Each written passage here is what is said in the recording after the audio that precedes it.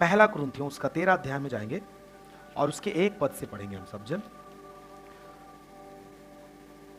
और आप जान पाएंगे प्रेम की सच्चाई की परमेश्वर आखिर में कि जो प्रेम है वो कहां से आता है और प्रेम किस रीत से काम करता है और प्रेम की जो सीमा है वो कितनी है, प्रेम का जो काम करने का तरीका है वो किस प्रकार से है। आज आप अपने जीवन में परमेश्वर के प्रेम की सच्चाई को जान पाएंगे, उसका प्रकटीकरण। आप सुने यहां पर क्या लिखा है, 1 पद से पढ़ें। पहला कुरिन्थियों 13 उसका 1 में लिखा है, यदि मैं मनुष्यों और स्वर्गदूतों की बोलियां बोलूं, प्रेम ना रखूं तो ठनठनाता हुआ पीतल, झंझनाती हुई झांझ हूं।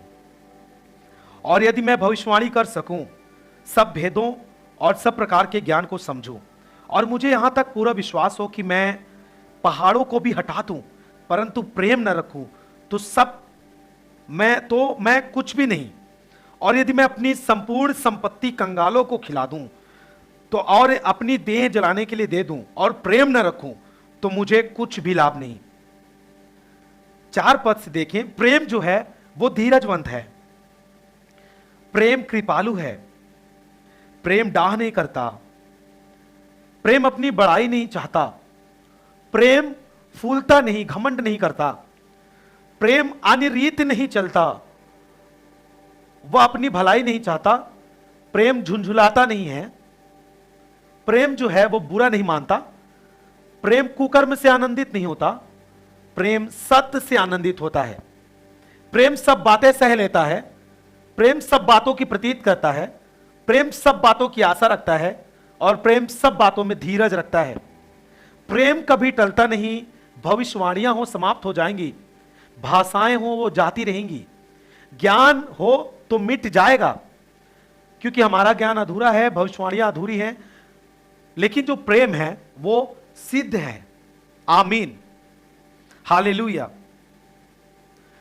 देखिए, जो प्रेम होता है वो परमेश्वर के द्वारा, जो परमेश्वर है हमारा जिससे प्रेम आता है, जो स्रोत है वो पवित्र आत्मा के द्वारा हमारे जीवनों में डाला गया है, और इस दुनिया के ऊपर प्रेम का नियंत्रण भी है।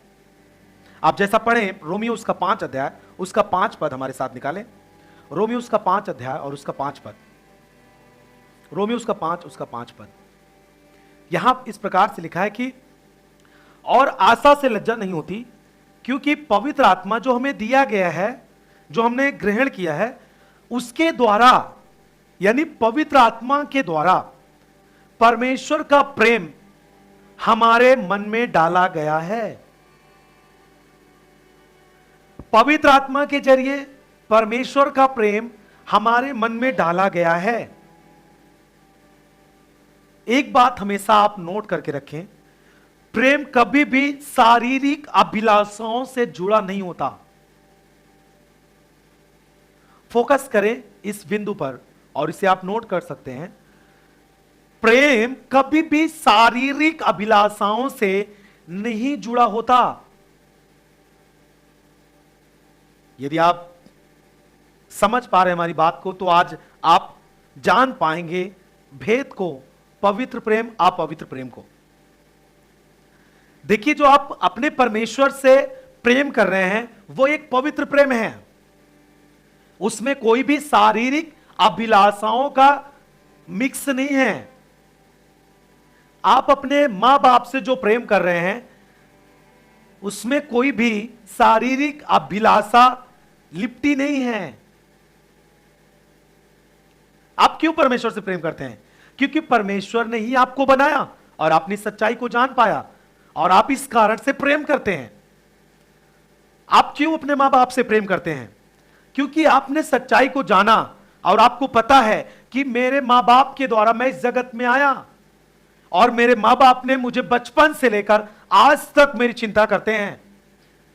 और आपको सच्चाई बताऊं, आपके मां बाप उस समय तक आपकी चिंता करते हैं जब तक वो खुद इस दुनिया से चले नहीं जाते।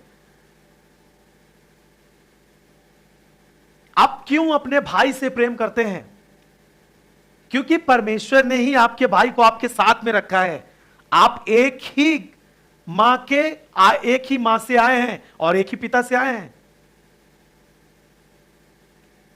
उसमें कोई भी शारीरिक अभिलाषा नहीं। बाइबल क्या कहती है? आपने इसमें पढ़ा कि प्रेम निष्कपट होता है।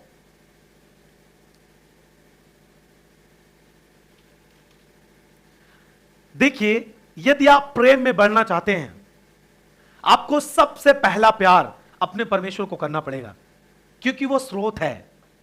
यदि आप उसे प्रेम करेंगे तो आप अपने हर एक प्रेम के रिश्ते को मजबूत पाएंगे।